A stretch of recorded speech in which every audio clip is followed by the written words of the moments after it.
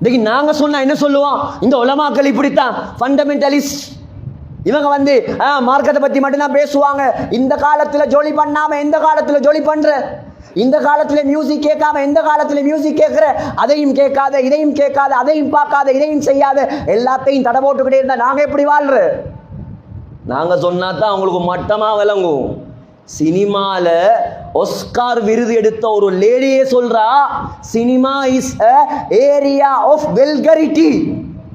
இது நான் சொல்ற வார்த்தை அல்ல, இது சினிமால ஒஸ்கார் எடுத்த பொம்பளை, ஒஸ்கார் விருது எடுத்த பொம்பளை சொல்றா, சினிமா இருக்குது உலகத்துல ஆக கேவலங்கட்ட கேடுகட்ட ஒரு ஏரியா தான் சினிமா. அவன் பொழுதுபோக்குக்கு செய்றார், அவன் உழைக்கிறதுக்கு செய்யறான், கோடி கோடியா சல்லி உழைக்கிறதுக்கு செய்யறான், அவன் மக்களை ஏமாத்துறான், அதிலேயே போடுறான். ஜஸ்ட் டைம் பாஸ், நேரத்தை நாசமாக்குறதுக்கு அவன் கொண்டு வந்தது இந்தியால இருந்து, அங்கங்க ஒவ்வொரு நாடுகள்ல இருந்து, யூரோப்ல இருந்து வந்த ஷைத்தான் இதெல்லாம். அவனுக்கு வாழ்க்கையை இவன்ட வாழ்க்கையா மாத்துறார். திடீர்னு தாடி முகத்துல கேட்டா தலைவர் தாடி வச்சிருக்காராம். அவர் அடுத்த படத்தில் எடுத்தா இவரும் எடுத்துருவார். எங்கட தலைவர் யார்? எங்கட தலைவர் யார்? இந்த வாலிப சமுதாயம் யாரை பின்பற்றணும்? யாருக்கு பின்னால போகணும்? இஸ்லாத்தில் எதை விட்டார்கள் ஸல்லல்லாஹு அலைஹி வஸல்லம்? நடப்பதற்கு சொல்லி தரவில்லையா உனக்கு? துப்புவதற்கு சொல்லி தரவில்லையா? பார்ப்பதற்கு சொல்லி தரவில்லையா? சிரிப்பதற்கு சொல்லி தரவில்லையா? முடிவெட்ட சொல்லி தரவில்லையா?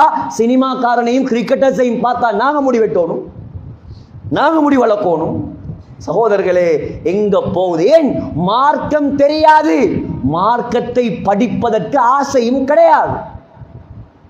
கொண்டாங்க முதலாவது பள்ளிவாசலுக்கு, முதலாவது குர்ஆனை படிச்சு கொடுங்க, முதலாவது அல்லாஹ்வோட பயத்தை கொடுங்க, அல்லாஹ்வோட தொடர்பாக்குங்க, கெட்ட கூட்டாளிமார விட்டு பிரிங்க, உலமாக்களோட கூட்டாளிமாரா மாத்துங்க, மார்க்கத்தை தெரிஞ்சவங்களோட கூட்டாளியாக்குங்க உங்களோட பிள்ளைகளை.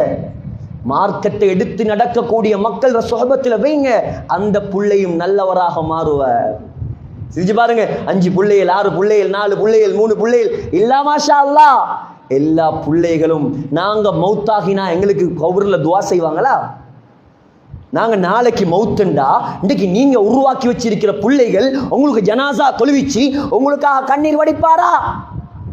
கேட்டு பாருங்க, உங்களை நீங்களே கேளுங்க. என்ன இருந்தும் வேலை இல்லை சகோதரர்களே. நீங்கள் பெத்து வளர்த்து ஆளாக்கிய பிள்ளைகள் போதும். இந்த ஸ்மார்ட் போன் மாத்திரம் தீனை ஹயாத்தாக்கிய வாலிபன் இன்னைக்கு போனை ஹயாத்தாக்குற காலம்.